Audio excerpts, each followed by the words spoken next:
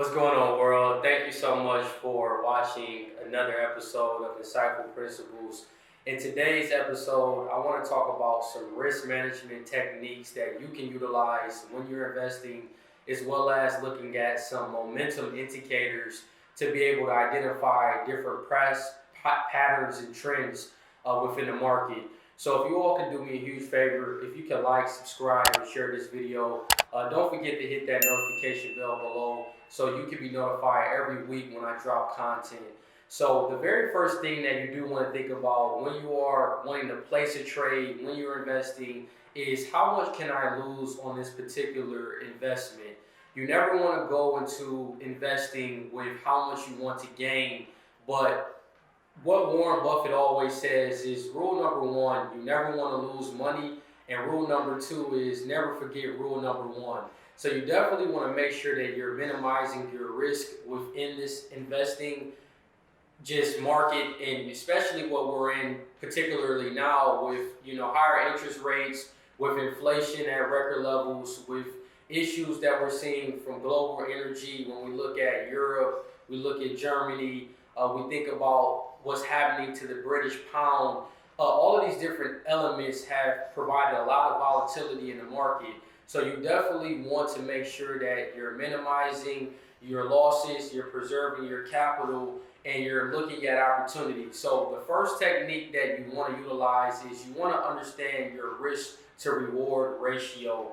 Now, this is mostly used by investors and traders that are trying to identify what is the expected return that they can get on an asset in return of what they're willing to risk within the market.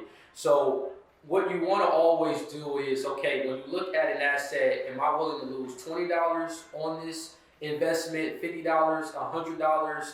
You want to always have that in mind, so that way you have a game plan on how much you can gain, but also how much you can lose.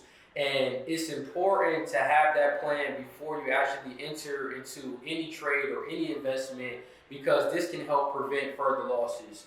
So this ratio is very good with measuring the difference between your stop losses and your take profit positions. So investors will utilize stop losses to sell a stock at a particular price if it falls below a certain level. So you may have a company that you're wanting to buy at $50 a share, and you'll put a stop loss at $45. This is a safeguard to kind of help minimize your loss and to make sure that you're not taking too many risks within the market. So I did want to kind of just go through an example of how a risk to reward ratio exactly looks like.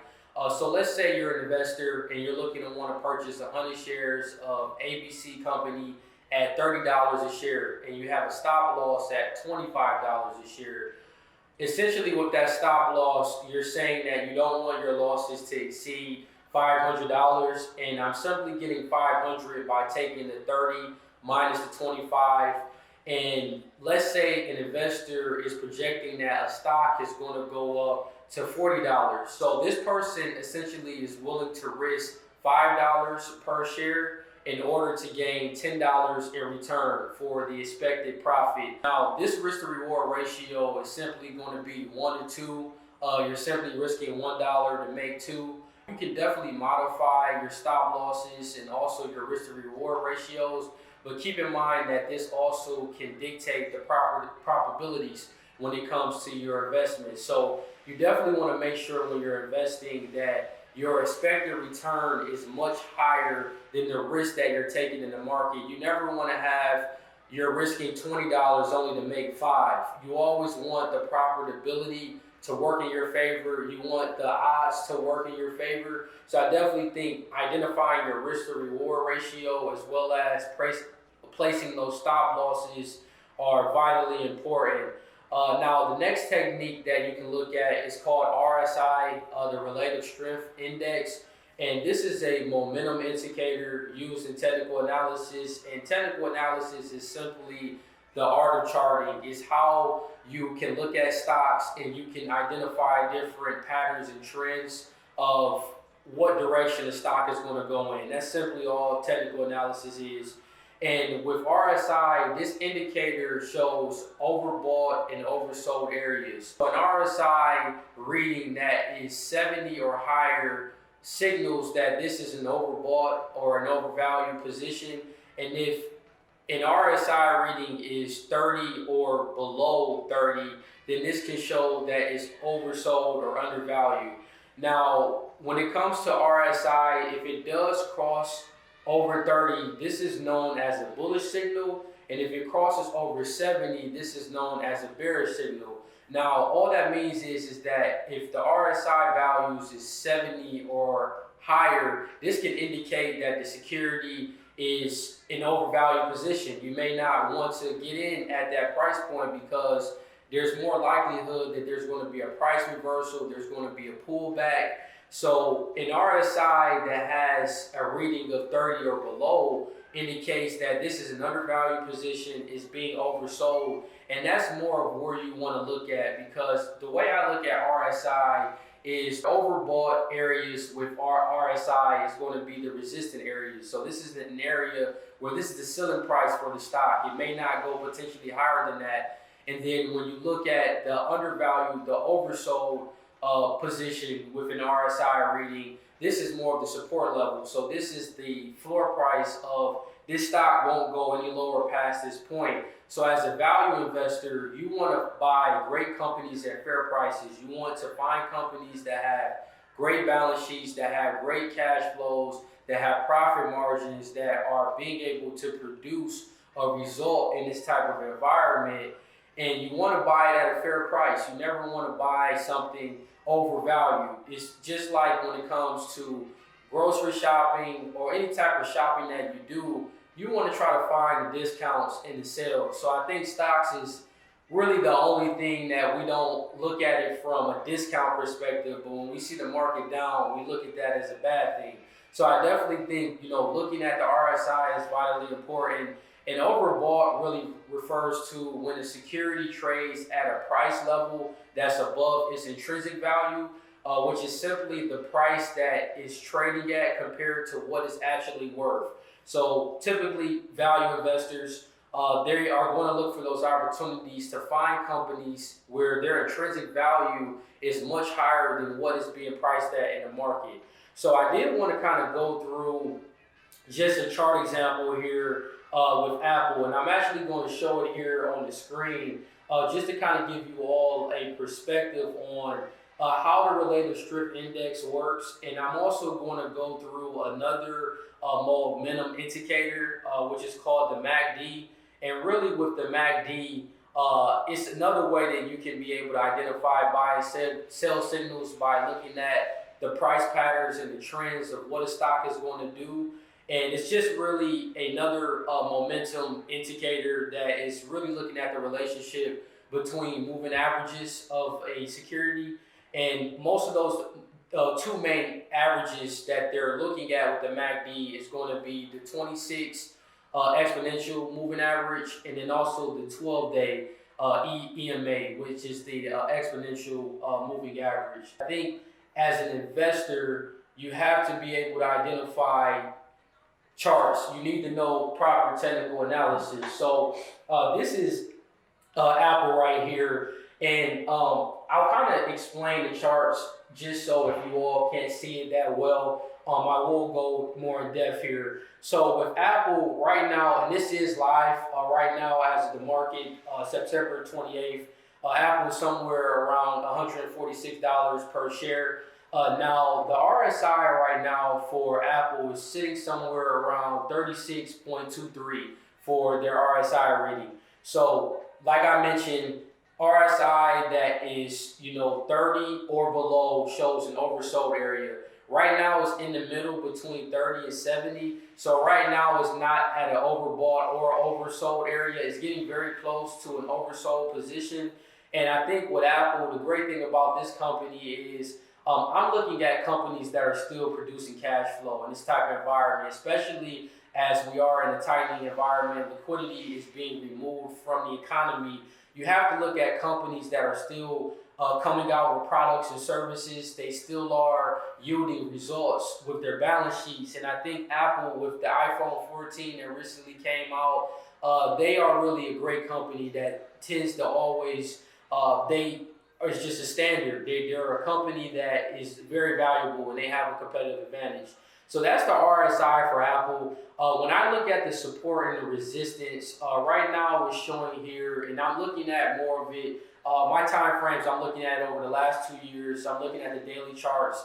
But support right now is somewhere around $146.55, and resistance is at 154.46. So if I'm looking at this as an investor, I'm looking at it from a long-term perspective, and I'm seeing right now that Apple is right at its support level. So these are great opportunities as investors when you're dollar cost averaging, you're wanting to get in at a lower price, and you're expecting that Apple is going to do much better over a 5-year period, over a 2-year period. These are companies that I would like to look at. Now, as far as the MACD, which is this kind of this lower area down here, the RSI is above this line here. But with the MACD, I mentioned how this is a measurement of how you can look at price patterns within a market. Right now, the MACD for Apple is somewhere below 0%. Since it is below zero, that simply means that this is a bearish signal. If it's above zero, that means that we're in a bullish signal. So right now we are seeing some selling pressure with Apple. So with looking at the MACD and the RSI, and also looking at support and resistance, these are indicators that I like to look at to kind of just get a pulse on what the trend is with this particular stock, if it's at an overbought or an oversold area, and what is the momentum, what is it possibly going to do next. And I definitely think with just looking at Apple, I think that this is a great company that can grow over time. And now keep in mind, this is not me providing any financial advice, any recommendation, any stock that I go off of throughout this video is simply informational and educational purposes only. It's not a signal for you to buy or sell any security. You definitely want to make sure that you talk with a financial planner, and you also are looking at your risk tolerance. But yeah, I definitely think Apple is a good company. Another one I think about is Ally Financial. I think in this type of environment, and this is the chart here with Ally, I think banks are going to be the beneficiaries of a lot of these interest rate hikes, and they tend to do well in these type of environments. Now, then again, with us moving more into a recession, that means that less demand is being taken out from the market, so there's not as many people using credit or just lending in the market. So I definitely think with banks, you do have to look at those particular risks. But when I think about what Ally has done as a company, they have their hands in a lot of different things. Whether you look at auto loans, credit cards, mortgage debt, they often lend in those different capacities.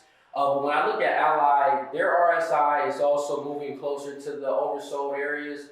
Right now, they're somewhere around 35.71 for their RSI reading, and then for the MACD is about right under zero. It's about -1%. So it definitely is some selling pressure happening with Ally. When I look at support and resistance over the long term, Ally definitely looks good. Their resistance is at about $33 and their support is at $27. So we're getting closer to that support level. But, I just think about what it's done over time. Ally, over, if I'm looking at it from a 5-year period, which it shows here with this chart, if we look at Ally back in April of 2020, when we had a lot happening with the pandemic, it was sitting somewhere at $14. And then we had just a run. We had a run from April of 2020 all the way up to about May of 2021 to $54. And now it's starting to pull down a little bit, and we're more in a downward trend. But I definitely think that we're getting close to support levels where we potentially could see a price reversal around that $27 mark. So I definitely think Ally, Apple, great companies to look at in ways that you can also look at the RSI, look at the MACD. This is just being able to perfect your craft when it comes to risk management. And I think when you are looking at investing, make sure that you do have stop losses. Make sure that you have an investing in a traded plan of knowing how much you're willing to risk on a particular investment, as well as what the expected return that you're looking to gain within a market. And make sure that you're managing your risk properly, that you are looking at your support and your resistance levels. You're using different indicators like this to understand, okay, what is the momentum of this asset? What is it potentially going to do within the future? So I thank you all so much for watching this video. That wraps it up for this one. But if you could please like, subscribe, and share this video. Don't forget to hit that notification bell below so you can be notified every week when I drop content. And I thank you all so much for watching, and take care.